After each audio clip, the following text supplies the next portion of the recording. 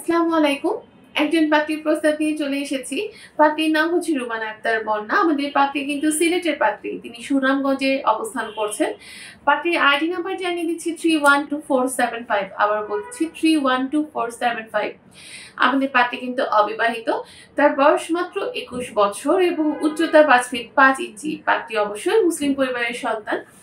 আমাদের পাত্রী যেরকম পাত্র চাচ্ছেন, পাত্রের বয়স ২৫ থেকে ৩০ বছরের মধ্যে হতে হবে এবং যারা হচ্ছে সৎ নিষ্ঠাবান পাত্র আছেন তারা কিন্তু আমাদের পাত্রীর কাছে গ্রহণযোগ্যতা পাবেন এবং পাত্রকে অবশ্যই অবিবাহিত হতে হবে।